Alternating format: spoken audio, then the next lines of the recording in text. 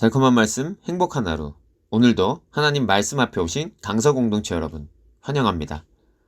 오늘 말씀은 민수기 14장 1절에서 10절까지 말씀입니다. 온 회중이 소리를 높여 부르짖으며 백성이 밤새도록 통곡하였더라. 이스라엘 자손이 다 모세와 아론을 원망하며 온 회중이 그들에게 이르되, 우리가 애굽 땅에서 죽었거나 이 광야에서 죽었으면 좋았을 것을 어찌하여 여호와가 우리를 그 땅으로 인도하여 칼에 쓰러지게 하려 하는가?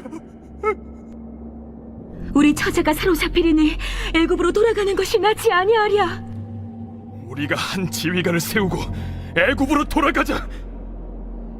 하매 모세와 아론이 이스라엘 자손의 온 회중 앞에서 엎드린지라. 그 땅을 정탐한 자 중 눈의 아들 여호수아와 여분의 아들 갈렙이 자기들의 옷을 찢고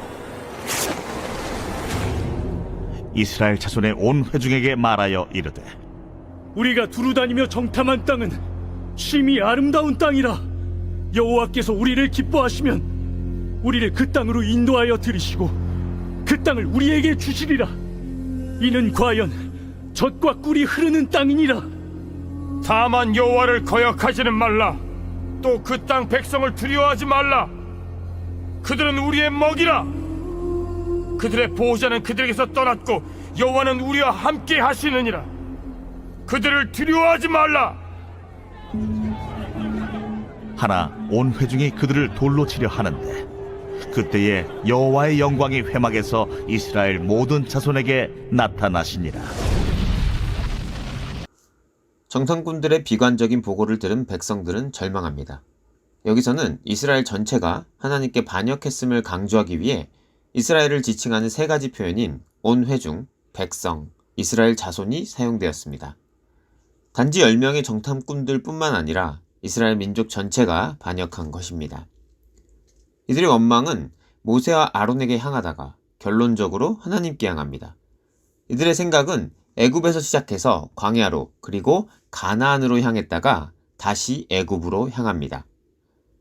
하나님은 자신을 출애굽과 관련해서 규정하실 정도로 출애굽은 하나님과 이스라엘 관계의 핵심을 이루는 사건입니다.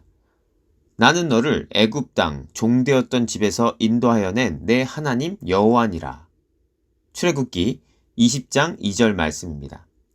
따라서 하나님이 행하신 구원 사건인 출애굽을 부인하는 반출애굽 주장은 이스라엘의 반역 가운데 가장 큰 반역이라고 할 수 있습니다. 모세와 아론은 이스라엘 민족의 패역함에 진노하시며 심판하실 하나님의 임재를 감지하고 땅에 엎드립니다. 여호수아와 갈렙은 하나님이 젖과 꿀이 흐르는 아름다운 땅으로 이스라엘을 능히 인도하실 수 있는 분임을 강조하며 하나님을 거역하지 말고 그 땅 백성을 두려워하지 말라고 호소합니다. 이스라엘이 직면한 문제는 그들의 군사력이 가나안 족속의 군사력을 능가할 수 없다는 것이 아니었습니다. 이스라엘이 하나님을 온전히 신뢰하지 않고 있다는 것이었습니다. 여호수아와 갈렙은 이를 정확하게 알고 있었습니다. 전쟁의 승패는 칼과 창에 달려있는 것이 아니라 여호와께 달려있는 것입니다. 여호수아와 갈렙의 주장을 거부하는 것으로 그치지 않고 그들을 돌로 치려고 한 이스라엘 민족이 심판을 피할 수 없음은 자명합니다. 이스라엘 백성은 하나같이 갈렙의 보고에 귀를 닫고 열 정탐꾼들의 보고만 믿었습니다. 밤새 소리 높여 통곡하고 지도자들을 원망했습니다. 결국 애굽이나 광야에서 죽는 것이 더 나았을 것이라고 하여 그들을 살리려고 행하신 하나님의 구원 역사까지 헛된 일로 만들어 버렸습니다. 그들은 하나님께서 자신들 앞에는 조금도 난관을 주시면 안 된다고 생각했고 스스로 해결할 수 없는 것은 하나님도 하실 수 없다고 생각했습니다. 하나님이 가나안을 안식의 땅이 아니라 무덤으로 쓰시려고 여기까지 인도하셨다고 생각한 어리석은 사람들이었습니다. 이스라엘은 출애굽의 은혜를 버리고 환애굽을 도모합니다. 하나님을 탓하고 싶은데 그러지 못하니 모세 탓을 하며 지도자를 바꾸려 합니다. 하나님이 주신 자유를 거절하고 애굽이 주는 노예의 삶으로 돌아가겠다고 합니다. 애굽을 심판한 여호와 하나님을 버리고 애굽의 우상 밑으로 들어가겠다고 합니다. 여호수아와 갈렙은 가나안의 거인들과 견고한 성을 먼저 보지 않고 하나님께서 주실 심히 아름다운 땅을 보았습니다. 창조주 하나님의 창조 역사를 기억하고 이 땅도 약속대로 주실 수 있음을 믿었습니다.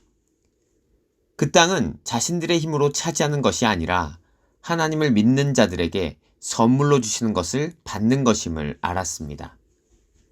이는 이스라엘 백성과 가나안 거인들의 싸움이 아니라 가나안 우상들과 여호와 하나님의 싸움임을 알았습니다.